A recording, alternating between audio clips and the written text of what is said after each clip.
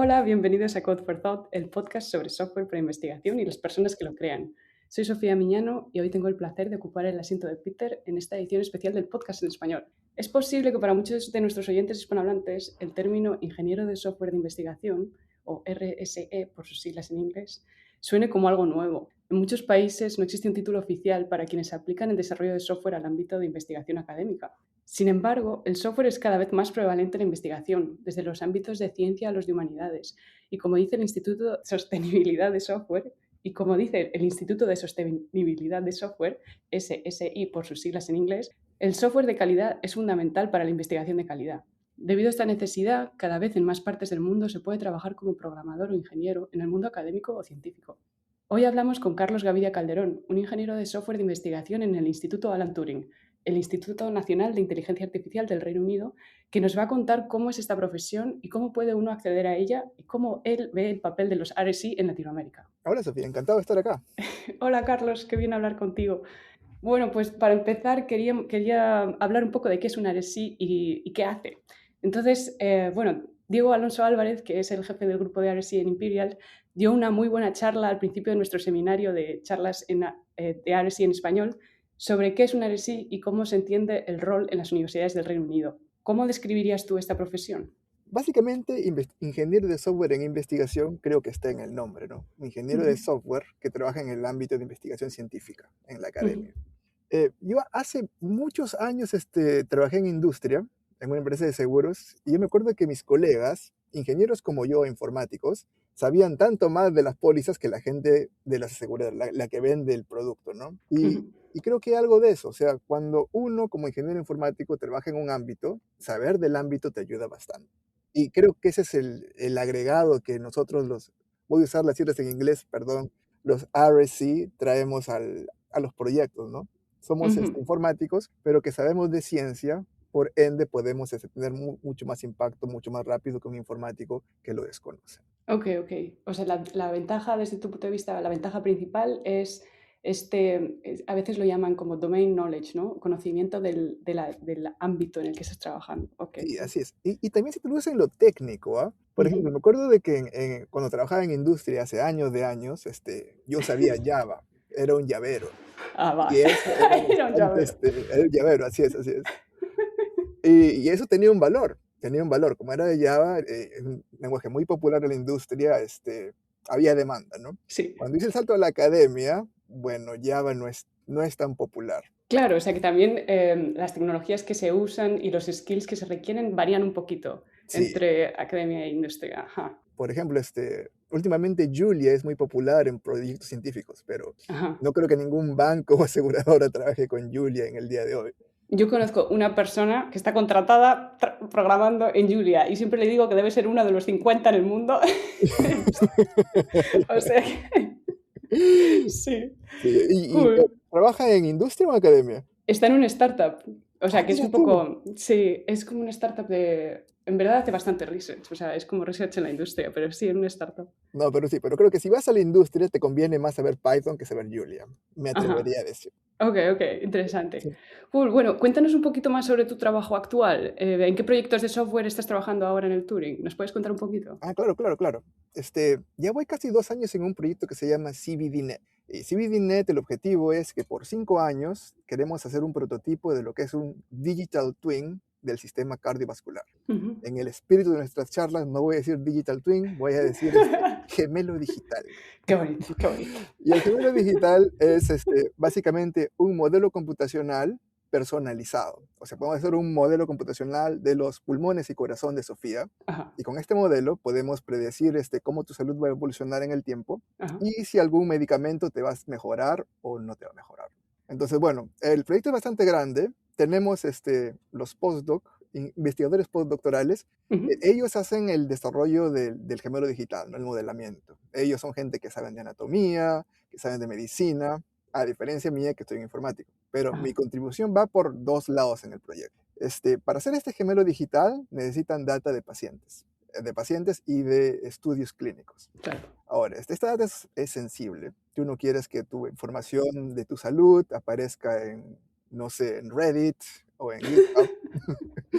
Entonces, lo que hacemos nosotros es le damos a los investigadores un entorno computacional en la nube, básicamente, donde ellos pueden trabajar y tienen unas salvaguardas que evitan, por ejemplo, que la data te la subas a tu correo. Ajá, ok, ok. Eso es uno. Y lo otro es de que, bueno, o sea, estos son científicos, hacen su código en su laptop, en su Jupyter Notebook, pero la idea es pasar eso a una herramienta que un médico puede utilizar para interactuar con sus pacientes. Ujú. Eso también lo construimos nosotros. Los investigadores nos dan el modelo y nosotros hacemos una pipeline, no sé cómo se dice en castellano, pero una pipeline, un flujo que desde el dato clínico, lo que te pone el médico, y de ahí hay Ajá. una interfaz web que te va a decir este paciente, su evolución va a ir así, y si Ujú. usa este medicamento va a ir así. Creo que de aquí a 2 años ya va a estar un poquito listo para que la gente lo vea, Qué pero bueno. sí, es un proyecto, el objetivo del proyecto no es ya que salga esto y para que lo pongan en el hospital del Nechas, ¿no? Ajá. Solamente un prototipo. Ajá, ok, cool. Está muy bien porque lo de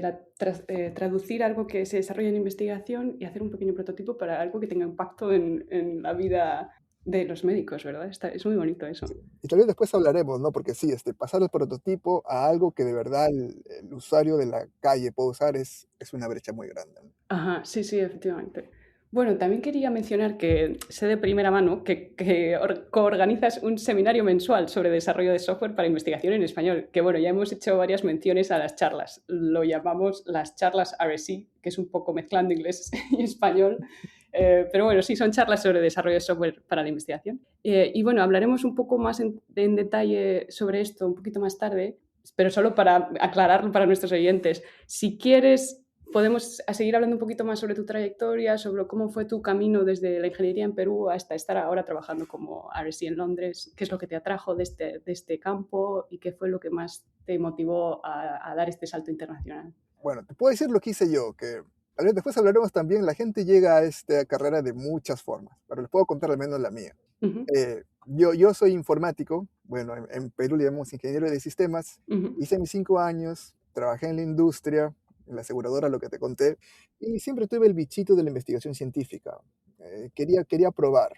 Hice una maestría en informática y ahí mis asesores me dijeron, oye, si te gusta esto y quieres seguir más, ¿por qué no haces un doctorado? Y bueno, te dije, pusieron ahí un caramelito. sí, sí, sí, sí, me convencieron, ¿ah? Bueno, y también un tema latinoamericano es de que hay mucha disparidad en nivel de desarrollo científico. Ujú. Perú no es, para decirlo con todas sus letras, nos falta un montón comparado con otros países. Entonces, ¿De la región? de la región, comparado con Brasil está al costadito y es un monstruo. Ajá. Entonces, empecé a aplicar, por suerte me quisieron acá en el Reino Unido, en Londres, hice mi doctorado en ingeniería de software, acá en UCL, donde tú trabajas, en UCL. Ujú, Y bueno, estuve en el mundo académico puro como 7 años, y en el ujú. mundo académico puro, bueno, uno escribe software, pero la principal responsabilidad de uno es escribir papers. Ajá. ¿Cómo se dice paper en castellano? Artículos. Yo creo que sí que Artículos artículos. científicos, artículos científicos. Sí. Pero sí, y me di un poco estuve en eso varios años, pero me di un poco de nostalgia, porque yo he escrito código profesionalmente por muchos años, Ujú, y sí, me gusta, y lo ujú. extraño. Y ahí fue cuando vi la oportunidad del Turing, ¿no? Y fue mi primer contacto con este mundo del Research Software Engineering, ingeniería de Ajá. software de investigación, y me pareció muy chévere. Escribo mi código, pero también mantengo la conexión con la academia. Y al Ajá, menos ok, a ok. mí eso me gusta bastante, un poquito de los dos. Sí, okey. Me da curiosidad qué es lo que echabas de menos del código en la industria, porque en mi punto de vista es como más estandarizado, más ordenado. ¿Qué te daba qué echabas de menos? O sea, Creo que era un tema de impacto. O sea, okey, ahí sí. cuando escribes el código de la industria, lo escribes, lo validan y hay gente que lo va a usar. Ajá, En la academia escribes tu código para tu paper y solamente tú lo ves. sí. Con Y de ahí, suerte, el siguiente PhD también lo usa. con Sí. suerte, por lo general lo botan. Sí, es verdad. Ese sentimiento de hago algo y hay gente que lo usa, se siente bonito, al menos Sí. para mí.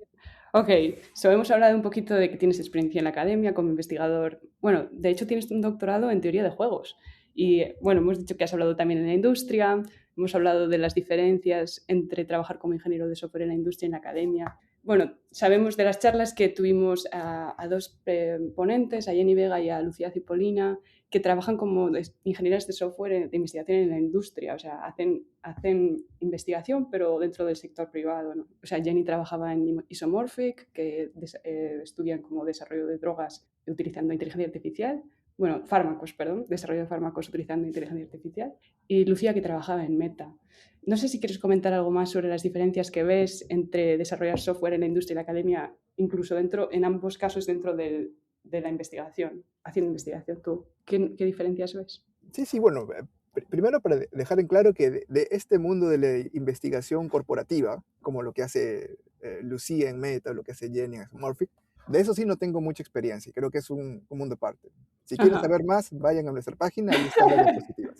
Vengan a las charlas. Sí, pero yo les puedo comentar del tema de RSE en el mundo académico, ¿no? Que es Ajá, lo que ok. yo conozco. Y sí, sí creo que es un poquito como el agua y el aceite, ¿ah?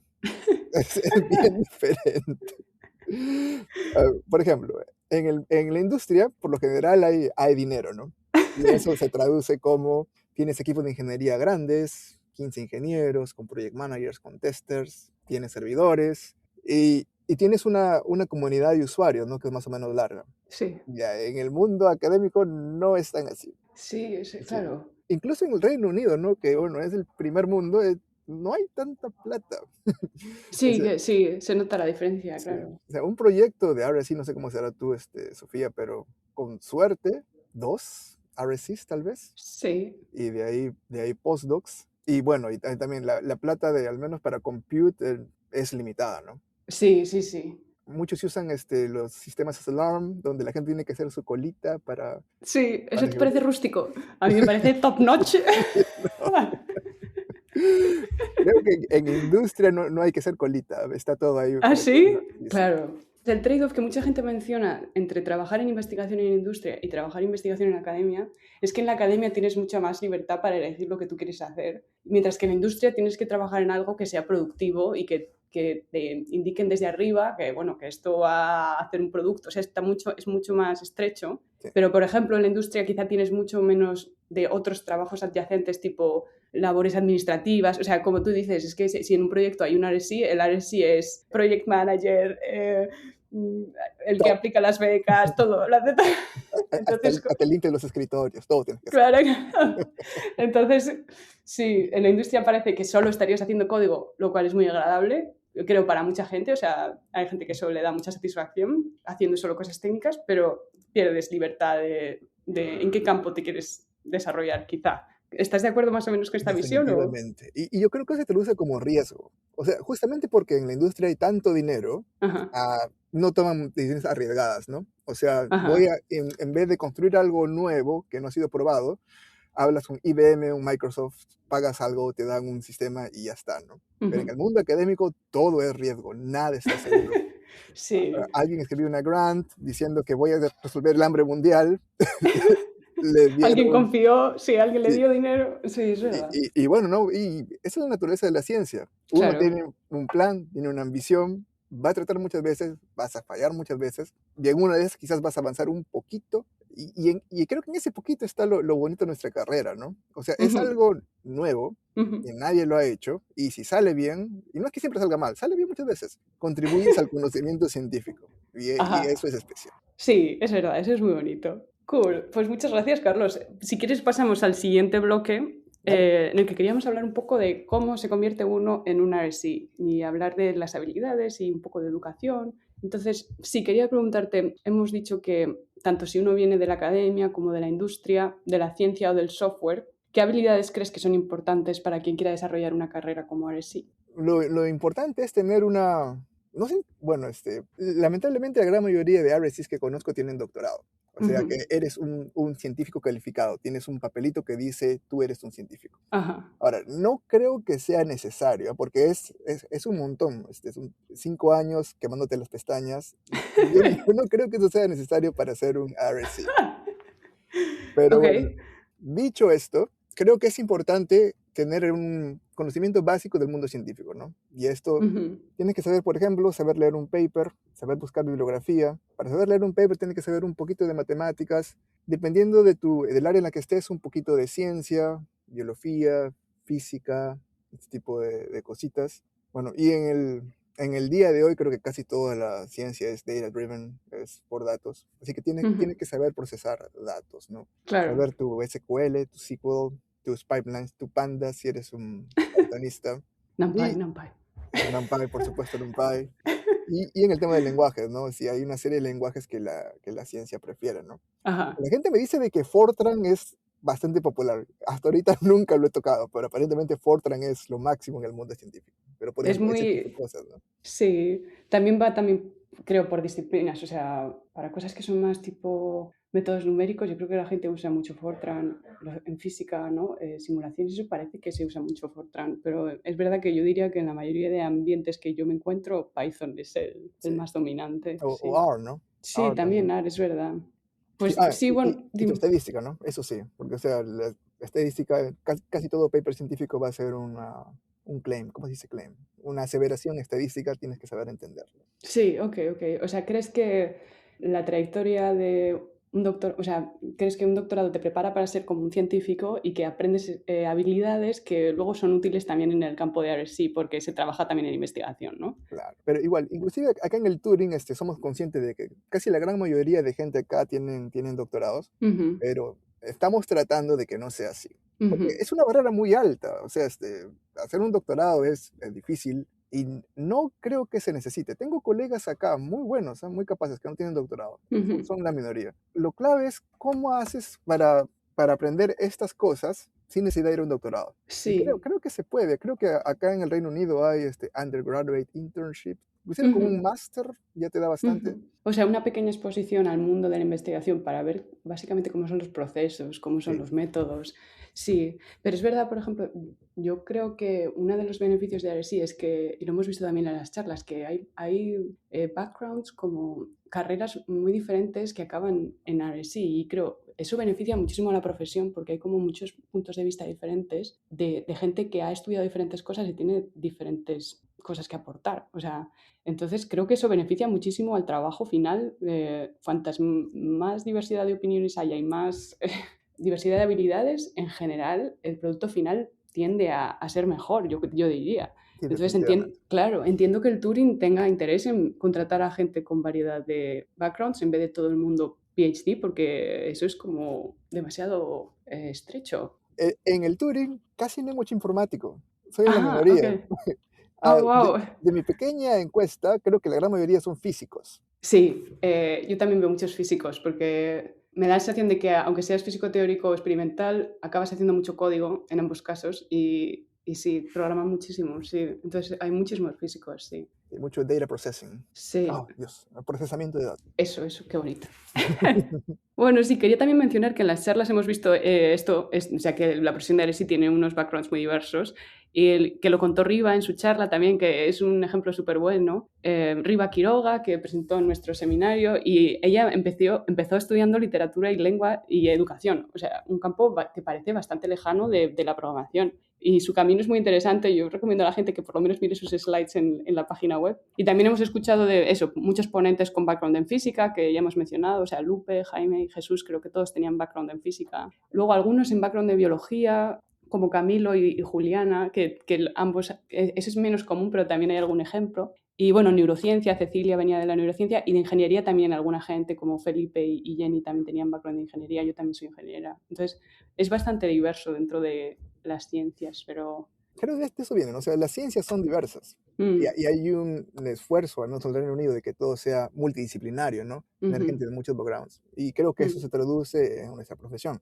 Si la mm. ciencia es diversa, los ingenieros de investigación van a ser diversos también. Sí, exacto. Y bueno, sí, hemos dicho ciencias, pero bueno, que Riva estudió literatura y educación y lengua, que es más humanidades y aún así hay un gran impulso hacia las humanidades digitales. O sea, que es que hay software en todas partes y en todas Sí. partes se necesita de investigación se necesita hacer software. Bueno, también queríamos hablar un poco del papel del idioma, que para nosotros, bueno, lo discutimos mucho también en las charlas. Sabemos que muchos recursos de aprendizaje para programación y desarrollo de software están en inglés. Entonces, te quería preguntar si tú crees que esto es una barrera para que más ingenieros de Latinoamérica den el salto al mundo RSI. Eso no estoy seguro, pero Ujú, cuando yo estudiaba, hace ya décadas en la universidad. Sí. Pero tú eres joven, Carlos. No, mira las canas, mira las canas. No se ven. La gente de cuando yo estudiaba, la gente que sabía inglés con la fluidez como para leer un libro o escuchar una charla, era la minoría. Ajá. Y, o sea, saber inglés era un privilegio. Ahora, creo que el día de hoy, bueno, te hablo del contexto peruano, que es el que conozco más, Sí. es un poquito menos, pero aún así es bastante. Porque Ujú, okey. y eso es algo, bueno, de que a veces, discrepo con Diego, ¿no? Pero, yo creo que el idioma no debería ser un obstáculo para ser un informático capaz. Sí, yo estoy de acuerdo con eso y creo que en verdad Diego también. O sea, a mí me parece una pérdida para todos los lados. O sea, los hablantes de inglés no deberían circunscribirse solo a su hablante de inglés, ¿no? Hay muchas cosas interesantes y lo vemos un montón en las charlas, que cuando viene gente a presentar vemos gente que se acerca a la profesión de RSI con mucha creatividad en otros contextos muy diferentes y eso es muy interesante de ver. Por ejemplo, vimos estas iniciativas de Expantia con Mauro y de Tabular con Riva, que son como una especie de freelance, RSI freelance. Y eso en Reino Unido sería mucho más difícil de que emergiera, porque la profesión de RSI existe dentro del ámbito académico. Sí. Creo que nos perderíamos ese tipo de innovaciones si no contactamos con otros grupos que hablen en otro idioma y estén en otros contextos, ¿no? Sí, sí. Entonces, sí, es enriquecedor, yo creo. Y además, en general, los grupos de RSI suelen tener gente que habla varios idiomas. Ese es el tema, ¿no? O sea, creo que el punto de Diego era de que todo sería ideal si todos hablaran inglés, Ajá, porque es la lengua franca del mundo y es la lengua franca de la ciencia y de la informática. Pero al menos en mi parte, mi esquinita del mundo, va a demorar hasta que lleguemos ajá. no sé, pues como Alemania, ¿no? O creo que Holanda, que la gran mayoría hablan inglés con fluidez. Y creo que definitivamente hay que trabajar en eso, tenemos que darle a la gente inglés, pero mientras eso pasa, y sospecho que van a ser en países como Perú décadas, la gente tiene un idioma que es un idioma hermosísimo, Nos gusta, así, nos gusta. y no debería ser un impedimento, creo yo, Sí, hablar yo castellano para ser un ingeniero capaz. últimamente creo, parecido, bueno, de esto hemos hablado varias veces también, que estaría genial que aprender inglés de forma fluida no sea un requisito para programar. O sea, estaría genial que hubiera diferentes entradas al mismo sector. O sea, quizá tú no hablas inglés muy fluido, pero sí sabes programar y a partir de ahí te metes en la comunidad open source, empiezas a hablar más inglés, empiezas a mejorar y a programar más también y al final acabas en esta profesión. Sin requerir primero aprender inglés perfecto y luego meterte en el mundo de la programación. O sea, me parece, a mí me da como esperanza que haya varias entradas, no solo una especie de embudo pasando todos por el inglés. No sé. Ya veo, este es un tema meramente irracional, yo no tengo alguna justificación, pero a mí me da mucha, mucha pena que no pueda Ujú. hablar de mi profesión en castellano. Ajá, Y lo que vemos en charlas ahora sí, todas las veces, es difícil hablar de informática en castellano, ajá. es difícil. Ahora, Sí, no sé cómo decir pipeline, no sabemos cómo pero decir trade-off. ya, a mí eso no me molesta mucho, me parece como, me hace gracia que algunas palabras, sí, sí, vengan del inglés y hayan como lo de rack. ¿Te acuerdas cuando fue lo del cluster? Sí, sí, Alguien sí, estaba presentando estante, una... dije. Sí, era como armario. Me hace mucha gracia. Pero sí, lo entiendo, lo entiendo. O sea, sí, entiendo lo que quieres decir. Sí, bueno, una palabrita por aquí y por acá, ¿no? No sé, pues el francés laissez-faire, ese tipo de cosas, ¿no? Sí, La gran mayoría de speakers, cuando le dijimos: "Oye, habla de tu carrera en castellano", no es fácil para nadie. No es fácil sí, para mí tampoco, y creo sí, que es es difícil. Yo siento que hablo un español extraño cuando, cuando estoy como... porque de repente estás traduciendo del inglés al español. Pero bueno, yo qué sé, es que en realidad, si es que al final trabajas esta profesión, probablemente los dos idiomas van a coexistir en tu ámbito de trabajo de una manera o de otra. Y sí, no sé. bueno, tal vez deberíamos, embrace, ¿cómo se dice en castellano? Adoptar el Spanglish, ¿no? A mí el Como Spanglish me gusta. Yo, el idioma de la cuando, informática en Latinoamérica. sí, como en Miami, que hablan muchísimo Spanglish también, me encanta oírlo. Sí. Si pudieras hablar con un estudiante que es brillante en programación, pero quizá tiene un poco de miedo que su nivel de inglés no sea suficiente para trabajar como RSI, ¿tú qué le recomendarías? Yo ahí sí creo que hay un tema de inseguridad. No sé si será un tema latinoamericano o iberoamericano, pero mucha gente que conozco en Perú al menos, quieren hablar perfecto antes de lanzarse y hablar con por ejemplo, con un angloparlante, ¿no? Ujú. Y hay todo este Sí, este estrés de no tengo que tener la pronunciación perfecta y Pero cuando vas a una ciudad como Londres, que es bastante diversa, vas a ver, hay un montón de acentos, unos más legibles que otros. E inclusive Ujú. dentro del mundo angloparlante, bueno, un escocés o un galés o un irlandés hablan diferente, ¿no? Y creo que ese es un beneficio de que el inglés es la lengua franca del mundo, que como todo el mundo lo habla, hay cierta tolerancia para los niveles de fluidez que uno tenga, ¿no? Sí. Ahora, hay un límite mínimo, sí, pero con tal que pases eso, la gente te va a entender. Y creo que vas a saber si te entienden o no las zonas de la piscina.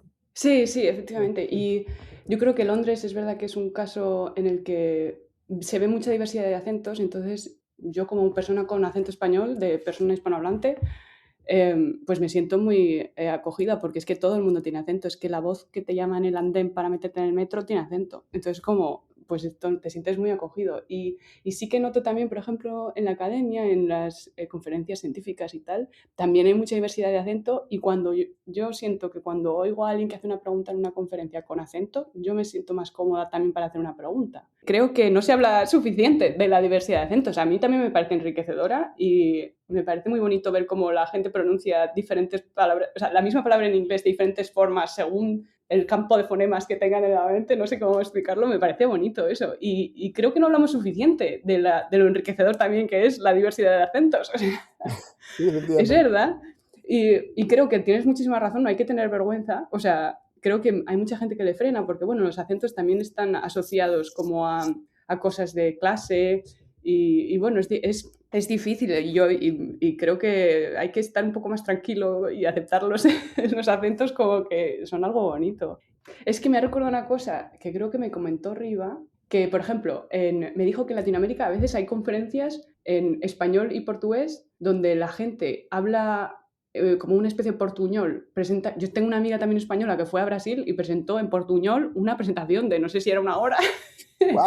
y a la gente no le da vergüenza. O sea, ¿sabes? Quiero decir, es como si fuera un ambiente familiar en el que no te da vergüenza hablar con acento o no hablar portugués porque al final, ¿sabes? Entonces es como, ¿por qué no podemos trasladar eso un poco al inglés? O sea, no que te pongas a hablar en español porque creo que será más difícil que alguien te entienda, pero no tener vergüenza de tener acentos y al final la gente se entiende. O sea, Sí, eso es, no sé qué será.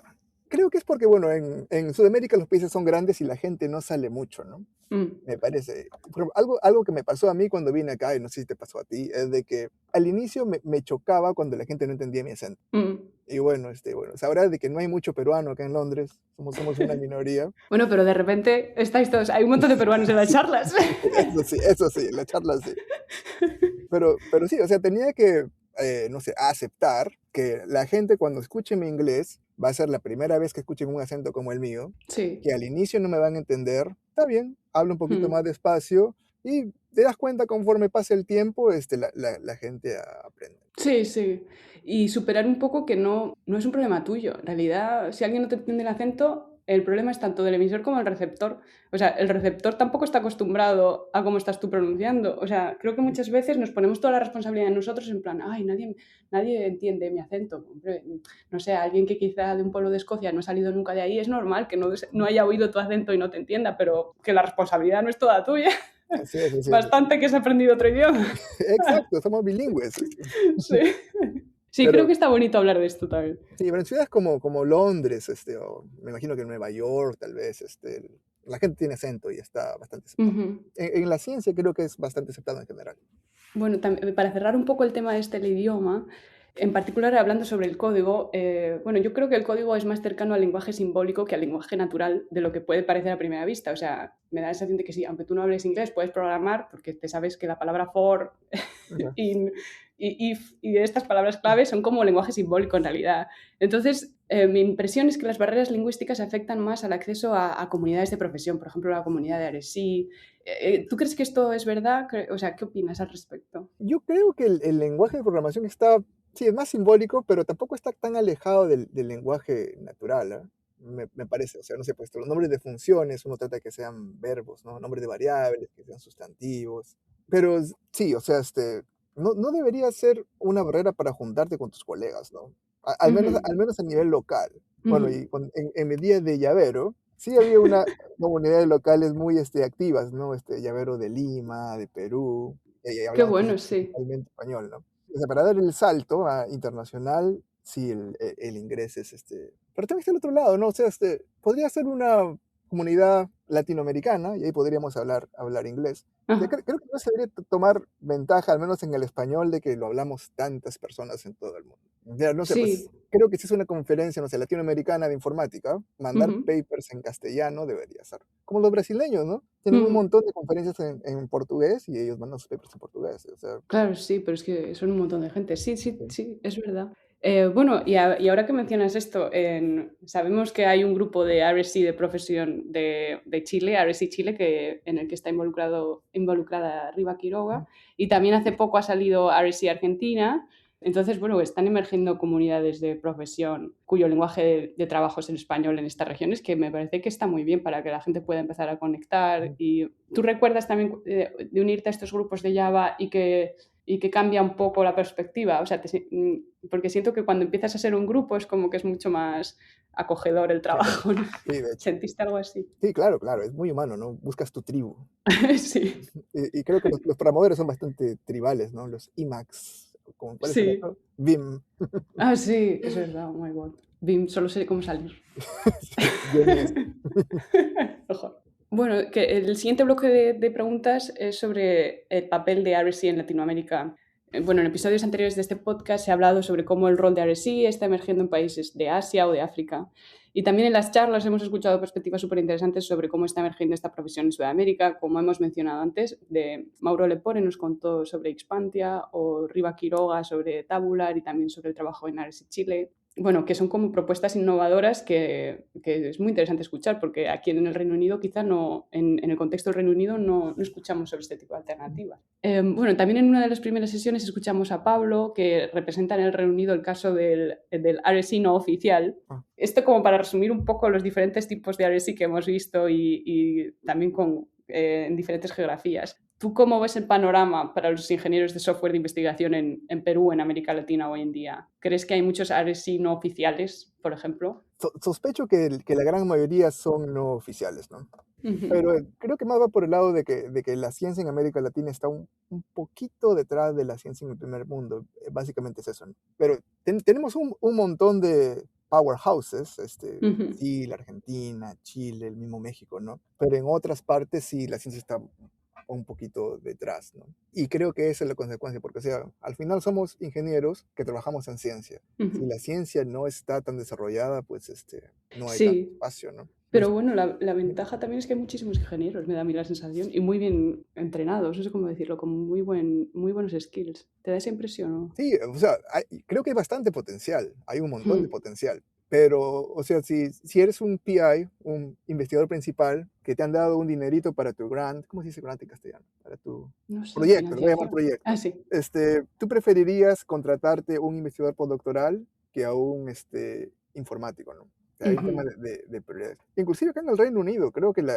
no son la gran mayoría de proyectos que contratan gente como tú y yo, ¿no? Ujú. RSC. Sí, sí, es verdad. Sí, creo que esa es la limitante. Pero creo que Sí. está mejorando, ¿no? O sea, iniciativas como la de Riva, creo que en Brasil también ya tienen su capítulo RSI. La cosa está cambiando, ¿no? Porque creo que hay un reconocimiento de la ciencia en general. Ujú. O sea, el software soporta a la ciencia, como dices en el inicio. Ujú. Buen software, buena ciencia. Si no profesionalizamos el desarrollo de software en el mundo científico, hay un gran riesgo de que la ciencia no sea buena. Sí, o que no avance suficientemente rápido, o sí, sí, que no sea de calidad. Sí, qué bueno. Sí, bueno, también sobre iniciativas que están emergiendo en la región de Latinoamérica, también Riva está participando en la organización de una conferencia que creo que va a ser toda en español, híbrida, que se va a anunciar ahora, bueno, quizá cuando salga este podcast ya ha sido anunciada, incluiremos detalles en la descripción, pero sí, se llama RSI LATAM y va a ser como híbrida y en agosto y nada, en español y dar la oportunidad a la gente que trabaja en esta profesión, aunque no sea oficialmente como RSI, de contactar y hacer un poquito de comunidad, que creo que puede estar súper bien. Sí, definitivamente, porque, o sea, hay gente haciendo informática y ciencia, hay, Ujú, en toda Latinoamérica hay. Probablemente no tengan el nombre de RSC o ujú, ingeniero de software en investigación, pero ujú. lo están haciendo y qué chévere esta iniciativa, juntarse siempre es bueno, es bonito. Sí, el último bloque de preguntas es sobre nuestro seminario, las charlas RSI en español. Entonces quería preguntarte sobre cómo surgió esta idea y por qué te decidiste a hacerlo. Bueno, tú lo sabes mejor que yo, pero puedo contar la historia. Cuenta, cuenta. Sí, pues creo que en Europa el Reino Unido está un poquito más adelante en lo tema que es RSE, Ingeniero de Software de Investigación. Y bueno, Sofía y yo fuimos a la conferencia de RSE del Reino Unido, fue el 2024 creo, ¿no? Sí. Sí, y bueno, sí, es una comunidad muy, muy bonita, me parece, que se preocupa en los temas importantes. Y uno de Ujú, los temas que tenemos creo que en informática y ciencia es el tema de diversidad, ¿no? O ujú, sea, lamentablemente en ciencia y en informática no hay diversidad. Y es algo ujú, que se debería mejorar. En RSECon, esta conferencia, había un conversatorio, charlas, seminarios sobre diversidad. Y bueno, pues saltó el tema de que yo creo que la gente que habla español, al menos en el Reino Unido, son una minoría, tal vez ujú. globalmente. Y como simplemente dije, hay un tema de diversidad que faltan hispanohablantes. Y bueno, eso fue todo lo que hice. De ahí tú, Sofía, me contactaste y bueno, salió la iniciativa, ¿no? Que ya, Ujú. ¿cuántas ediciones vamos ya, Sofía? A ver, déjame ver que lo vea. En nuestra página. Bueno, por lo menos llevamos un año y pico, ¿no? Empezamos creo que en noviembre, llevamos un año y empezamos en noviembre de 2024 o algo así. O sea que no nos va mal. Y hemos tenido pocas faltas todos los meses. Sí, sí, casi ninguna. Y Consi- algo que debo decir es de que, o sea, organizar una charla no es tan difícil, pero tampoco es tan fácil. Pero hay un problema que no tenemos, es de que hay un montón de speakers, de hablantes que podemos contactar. Hay Sí, un montón de gente de Latinoamérica o de España que están haciendo ciencia informática al más alto nivel. Afortunadamente tienen la cortesía de venir a nuestro humilde seminario, ¿no? sí. Para nosotros es Ent- un lujo. A mí me parece que oímos de unas presentaciones buenísimas, unos temas súper interesantes en un contexto diferente, de gente súper muy preparada. Y no sé, me parece, me encanta, a mí me encanta. Y sí, sí, bueno, lo único que se los ponemos difícil porque nuestro único requisito es que hablen castellano, Ujú, más del 90% de la presentación, pero ujú. Deberíamos todo ser más estrictos, como tú dices. Si dicen multithreading, sí, sí, sí, un castigo. un tomate o algo. Sí, No, pero sí cool. es muy chévere y bueno, ya el seminario es virtual, abierto y toda la gente que quiera unirse son más que bienvenidos. Sí, y por último, también quería comentar, bueno, en otro episodio del podcast, Yoti Pogal mencionó, como en muchas partes del mundo, eso, el término RSI no es un cargo oficial y la gente trabaja con otros títulos, esto ya lo hemos mencionado, ¿no? Como desarrollador o programador, sin saber que forman parte de esta comunidad global. También Jesús Elizari en su charla mencionó que cuando empezó su puesto no sabía ni qué era un RSI, o sea, conocía a Diego y le dijo, o sea, que yo soy un RSI, ok, que esto pasa mucho. Entonces, estaba pensando qué actividades o qué prácticas crees que pueden ayudar a conectar mejor a la comunidad hispanohablante con esta disciplina. O sea, tipo, supongo que nosotros esperamos que las charlas sirvan para eso. Definitivamente. ¿Crees que hay alguna otra cosa? Creo que es eso, ¿no? Básicamente hacer comunidad, awareness, como sea que se diga en español. Ser consciente. Por ejemplo, me acuerdo de que, bueno, en Perú, era el ingeniero de sistemas, ¿no? O el Ajá. informático. Sí. Y de repente vino la novedad de que la gente que hace informática debería ser ingeniero de software, ¿no? Y poquito a poquito, la gente empezó a identificarse, no, yo soy ingeniero de software, ingeniero de software. Ahora incluso ya hay pregrados que son ingeniería de software o Ajá. maestrías en ingeniería de software, ¿no? Fue algo, creo yo, orgánico, tal vez Ajá. influenciado por los vecinos del norte, ¿no? Estados Ujú. Unidos. Algo así sería ideal que pase, que la Ujú. gente en ciencia empiece a contratar, a trabajar más con ingenieros de software de investigación y Ujú. poco la gente se va a dar cuenta de que es una alternativa, ¿no? Si eres un Sí, informático, puedes trabajar en muchos lados, uno de esos lados es haciendo ciencia. sí, buenísimo. Pues muchas gracias por este ratito, Carlos, y muchas gracias a Peter por darnos este espacio, muchas gracias a nuestros oyentes por escucharnos y esperamos que esta conversación haya servido para conocer mejor cómo es esta profesión y quizás para algunos para practicar un poquito de español también. Nos gustaría recordar que si os interesa conocer más sobre este mundo, estáis todos invitados a las charlas RSI, nuestro seminario mensual en español sobre ingeniería de software para la investigación. Tiene lugar en persona en Londres y también online un lunes de cada mes a las 4 de la tarde, horario Reino Unido. Y podéis encontrar más detalles sobre las siguientes sesiones en charlas-rse-espanol.github.io. Y por cierto, este podcast está cubierto por la licencia Creative Commons. Hasta pronto. Gracias, Peter, gracias, Sofía, y nos vemos en la siguiente charla RSI. Chao, chao. Adiós.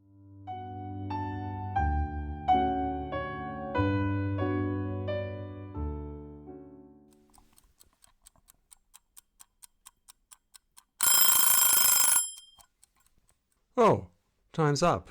See you next time. But before I forget, this podcast is covered by the Creative Commons license. See ya.